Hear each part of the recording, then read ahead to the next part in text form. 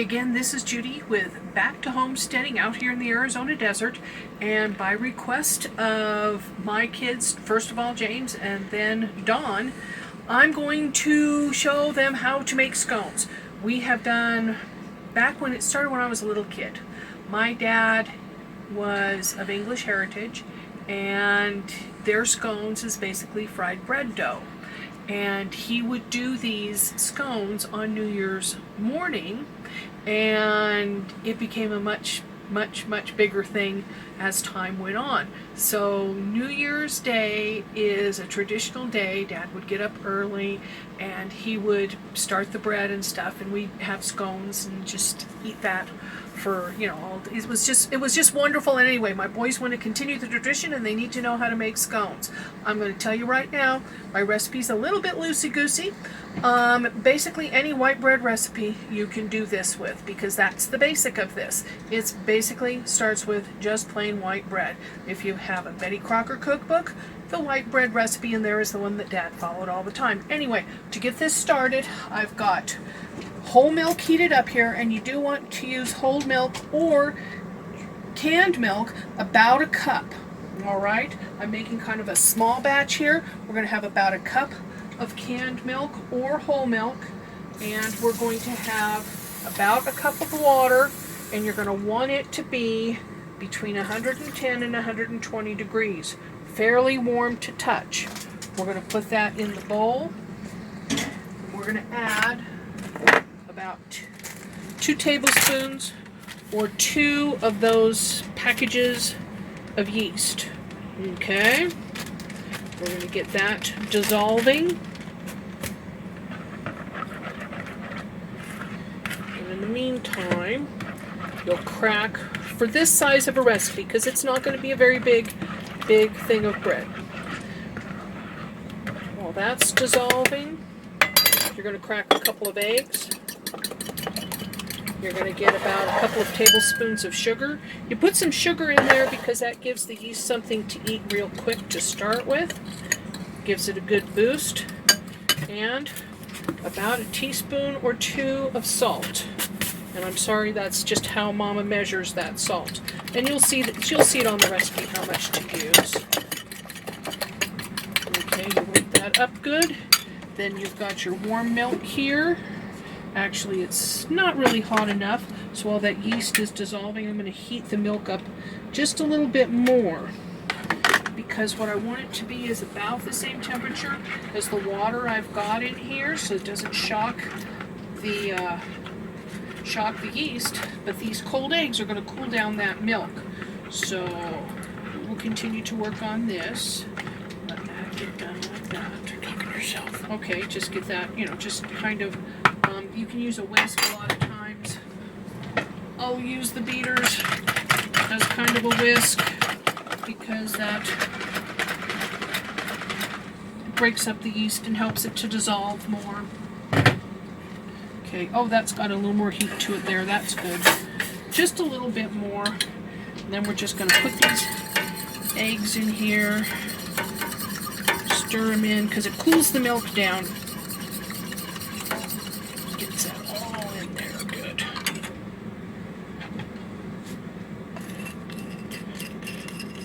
And you will want to scrape things out too, because you'll find that a good portion of that salt and that sugar ends up in the bottom of the dish. And we don't want that. We want it in the bread. Okay. Warm, maybe a little bit warmer than that, but that's okay, because we're going to put these together. Make sure you do it kind of slowly, because in case we just don't want to shock the yeast. Okay, because if you shock the yeast, then it's not going to grow as well. It's a living thing, and you just have to be a little careful with it. Just a little hint, if you decide to branch out and make wheat bread, a lot of your wheat bread recipes call for honey. And you put the honey in the milk. But you got to be real careful, because that honey has an enzyme in it that will kill the yeast. You have got to heat the honey up to at least 140 degrees.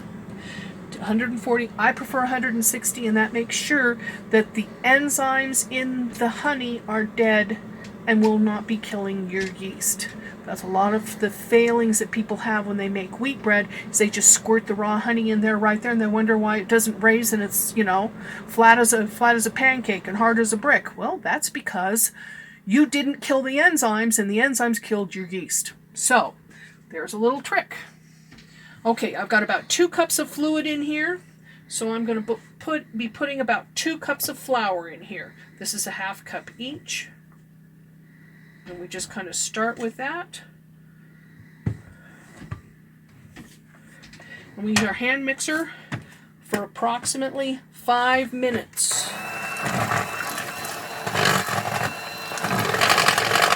We'll show you what it looks like, and then we'll cut, and then we'll come back to it in a minute. But about 5 minutes worth of working this in.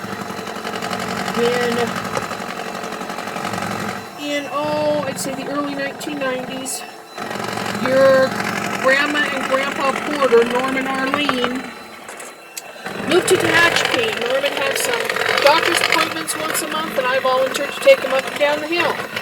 And during one of those trips, we stopped by this new little delicatessen that was opened in Tehachapi. 2 nice young men. Actually, they were older than I were then, but they had come from Washington, D.C., where one of them, I can see that it's a little bit thin, so I'm going to add just a touch more flour and continue to mix. Well, these nice young men, they make. I had one of their bread rolls, and basically I looked at him and I said, "How did you do this? I make bread, but I cannot get this texture." And so he quizzed me about it a little, and he said, "Yeah, you do make bread." And I said, "So what am I missing?" He said, "Honey, it ain't about the recipe. It's about the technique." He said, "What you need to do is, well, first of all, you need to use a dough conditioner," which I'm going to do right now because I forgot it. So follow me over here and let me grab my dough conditioner. I'm going to put a couple of pinches in real fast. Basically, citric acid, vitamin C. For years, I crushed up vitamin C tablets and put them in there. It works just as well, whatever you've got. This is the stuff you can get in your canning department. Works just as well too, just a couple of pinches. You use a dough conditioner or dough that's specifically for bread that has a dough conditioner in it, or you add it like this. And then you mix it well this way. What I'm doing right now, you can see how it's looking a little gluey kind of. I'm developing the gluten molecules, the protein molecules that are in there. I'm developing them so that they make a nice mesh. And that mesh, as your yeast works and the bread rises, the mesh holds in the little bubbles of carbon dioxide, and that's what makes your bread nice and fluffy. That's what leavening does. So anyway, he said, what you're going to do once you mix it for about 5 minutes and you really get a good gluten going, and he said you'll be able to tell because it'll all move in a mass together and all be look like one big gelatinous mass kind of thing, and it's getting there right now.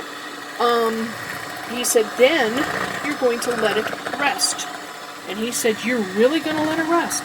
He said you don't move the bowl, you don't pick it up, and I have found you don't even walk by it rapidly. You just let it sit on the counter and you don't move that bowl for 20 minutes. Because during that 20 minutes, you've got enzymes that are working on that dough that are changing the texture and making it soft and fluffy and spongy like Wonder Bread. And it's just a complete difference. Before that, my bread tasted wonderful, but it was kind of grainy and crumbly, and that crumb would be really strong, and so it would fall apart really, really fast. I mean, it ate well, and it was delicious, but it was very crumbly. Well, this makes it to where it's not crumbly anymore. It's soft, and it's fluffy, and it's light, And that's just what you do with it. After, we'll show all of that, other than the resting stage. And then after you're done with the resting stage, then you put in the rest of the flour and you set it off to rise and all that other stuff. But it's all about your technique, not so much about your recipe. I have done this with straight French bread, which is basically water and yeast and salt and flour, and I've gotten the same results. I've done it with my sourdough, which I'll be working on here in a couple of days. That takes several days to work through. Thank you to Doug and Stacy for showing me that way of doing things. But you can tell see how it's kind of picking itself up and all of this other stuff. We haven't been quite 5 minutes, but that gluten has developed really, really well, and we're good on that. I can turn this off now. Get these out of here. I'm going to scrape it down once more.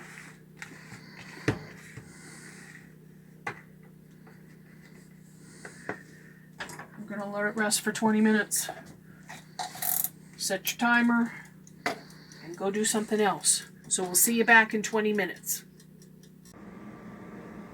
Hi folks, welcome back. This is Judy again, and we've waited our 20 minutes and we've rested, and as you can see, it's happy bread. It's kind of growing and bubbling and stuff, and it kind of oozed over and things, so we have a little bit of a mess to clean up later, but that's okay. Messes are what happens in kitchens. All the good you gotta stir it down a little bit like this and get all the bubbles out of it, but that just shows you that your yeast is working and good and live and everything.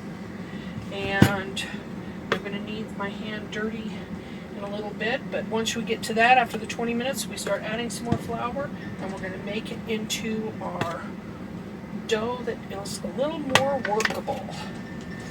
Okay, now we stir in the second part of this, and it's usually about 2 cups again. Kind of the rule of thumb is if you use 2 cups of liquid, you're going to need a total of 4 cups of flour. Right around there, maybe 5, maybe a little bit more than that. I've already got 2 cups of flour in here, maybe a touch more when we were doing the beginning phase with the hand mixer. And now I just put in another 1.5 cups to get it started. Let's put in another 1/2 cup of flour to continue. And it just is, this is just bread. This is just the next step in what we do. We stir this flour in until we make it into a dough.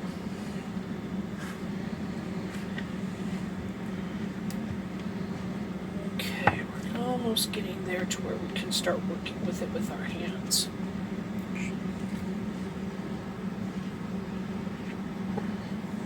Get things all scraped off.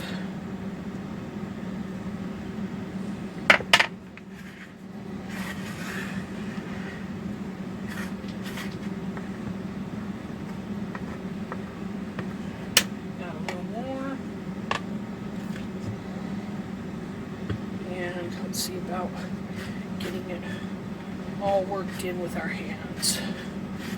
Okay.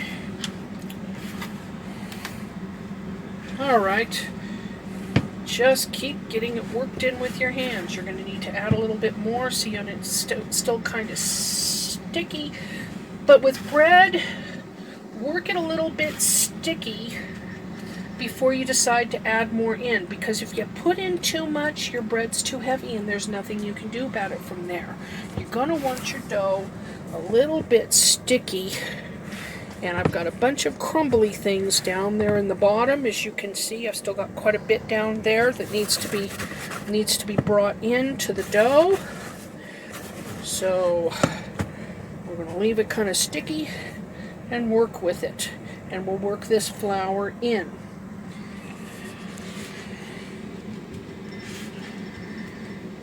Because I have such a small kitchen, I've taken to doing a lot of the kneading and dough working and stuff like that right in the bowl, rather than having a separate separate thing. Okay, I'm going to need a little more. A separate, board. Actually, I could do it right here on the counter if I wanted to.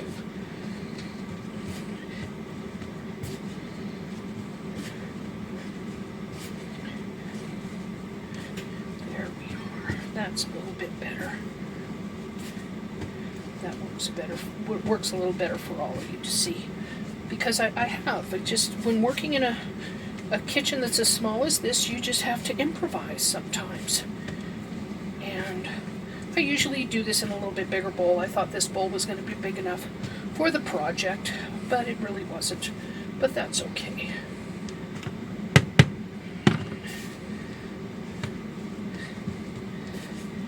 It's just a piece of bread. It ain't rocket science.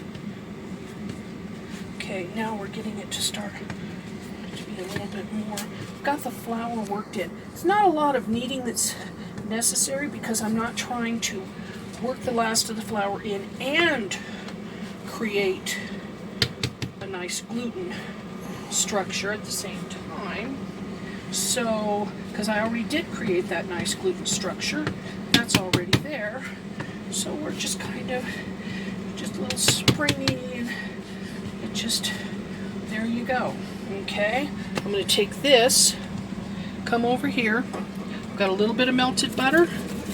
I'm going to line this dish with a little melted butter so that we don't form a crust. And this is going to be our first rise. With scones, you only do one rise. With bread, you'll do two. Cinnamon rolls, things like that. But we'll get to that afterwards. Now I'm going to put this in a place that's going to stay nice and warmish, which is my oven. And that's it for now. It'll take 45 minutes to an hour, depending upon room temperature, maybe a little bit longer. For your dough to rise, you're going to want it to double in size, and then you're going to punch it down and we'll start working it into scones. We'll be back for that in just a little while. Bye. Hi everyone, welcome back. We're about to do the last step in making scones. Again, this is Judy with Back to Homesteading. Our bread is nicely risen. We're a little bit more than doubled, but that's okay. We're going to punch it down and get ready to work it into the scones. I've already got my oil heating. It's about 250 degrees and kind of lowered down to about a medium heat there. You're going to get your dough. And this is just the first time it's risen. That's all you have to do with scones. Okay, you're going to take a piece of dough and you're going to knead the bubbles out of it. Then you're going to make it into something that's kind of round. This, however you want to make it into a round, that's how I do it. You're going to make it kind of round. Put it down and you're going to flatten it. Okay? Now once you get flattened, you're going to start pulling it out. The trick here is you're going to be pulling out the center, not so much the edges. See how the edges are staying thicker? I'm pulling out the center and not the edges. Okay? Then I'm going to set it aside over here for a little bit and move on to the next. We will work with each piece of dough 2 or 3 times just to make sure that they get nice and flat, and you don't want to make them too huge. When my dad would make scones at the firehouse, he would make great huge ones. And my mom used to always call those firehouse scones, and she would say, "Bill, they're getting too big. They're getting too big. You're not at the firehouse. Don't make them so big." Those two are kind of big because, of course, once you get all the goodies on them, you don't need a great big scone. You just need a little one. And everybody's going, who doesn't know the different kinds of scones, and they're going, "Well, that's not a scone. Our scone looks like this. Our scone looks like that. Scones look like that. I get scones down at the bakery all the time, and they don't look anything like this." Well, of course they don't. The reality is in the British Isles, you have 3 different cultures. You have 3 different peoples. You have your English, you have your Scottish, and you have your Irish. And they all make scones, but they're all a little bit different. An Irish scone is going to look a little more like a biscuit. It's going to have some things in it, and, you know, stuff. And the Scottish scones are going to look more like a piece of shortbread that's round and cut into the triangles that you're used to seeing, and filled with all kinds of other good things. And those are all scones, but these are English scones. My grandfather, William Ernest Rain I, my father's father, was born in the slums of London. And he passed this recipe on to my dad, his oldest son, and we've been doing it ever since. This is English scones. See, this one's going to be a little bit smaller. You just press it down. That's it. The trick is in the pull, okay? Start like that, pull out, and you see how the center went? You're not going to grab the sides and pull out from the sides. You're going to pull out the center and pull out the center. And keep pulling out the center as you go, because you're going to want it to form a cup when you put it in the oil. And that's what's going to do that. This one's been sitting here for a minute, so I'm going to go ahead and re-stretch it out. As you can see, it's getting a little bit thin in some places. That's okay, but we're still staying thicker on the outside. All right, so that one's about ready to go. We're going to rework this second one again. All right. Again, it's a little thin on the inside. And if you rip it, okay, just ball it up and start all over again. Bread is very forgiving. Okay, I'm going to rework that one again. You just let them rest for a few minutes, and then you can rework it. And that way, you could do a whole mess of these out on a breadboard and get them all ready to go. And then just before you pop them into the nice hot oil, you give them a final stretch, and then into the oil they go. Okay. And see how it's popping up and making a cup? That's what you want to see. Can't see it.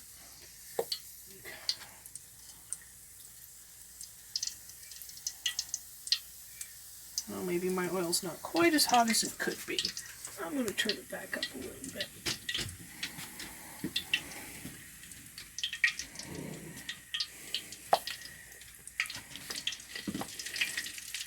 Oh, that's a little better.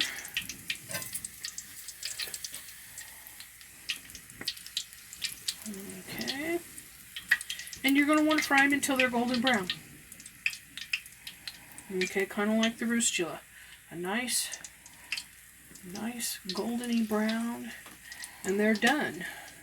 And then for my kids, they all know what to do. After that, you've got your butter ready, and you've got your jam ready, or you've got your syrup of choice ready, whatever you might like, and you just put the butter in the middle, and yeah, the oil's, unfortunately the oil's not hot enough. Okay, that's all right. We can still work with this. You can see how they're just starting to get kind of brownish.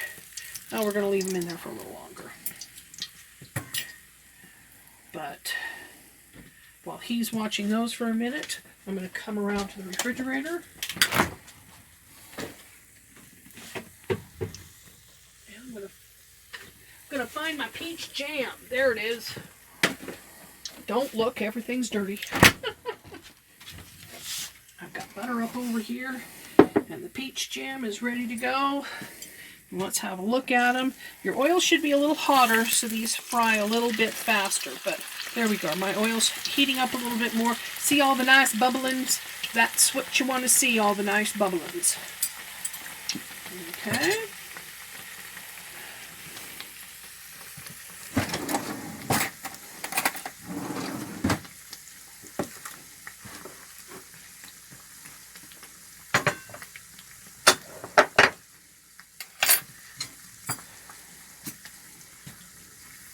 They're just going to need a little bit more time because, like I said, the oil wasn't quite hot enough. But you see how the nice little cups are formed?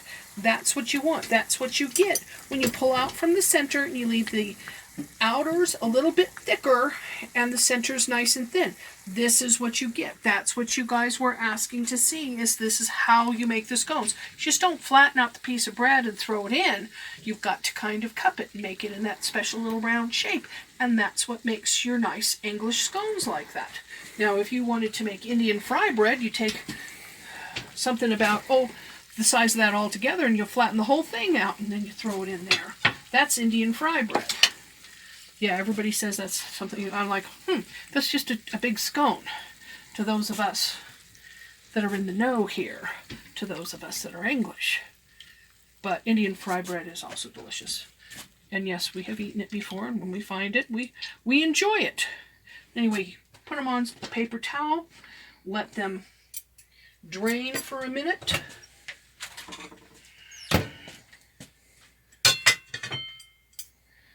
Okay. Wow, nice and hot. Throw some butter in there.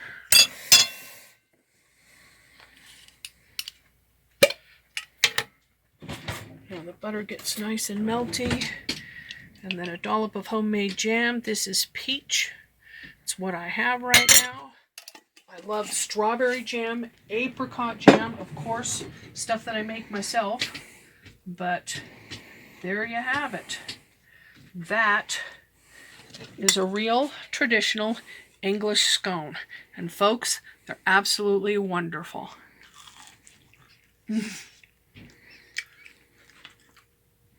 Tastes like home. Anyway, thank you so much for watching, staying with us, looking at the process. I wish you a happy new year, happy scone making. And to all my boys and everybody out there, this is all sent with love from Mom, from Judy, up here in the high desert of Arizona. Happy New Year, everyone. Bye-bye now.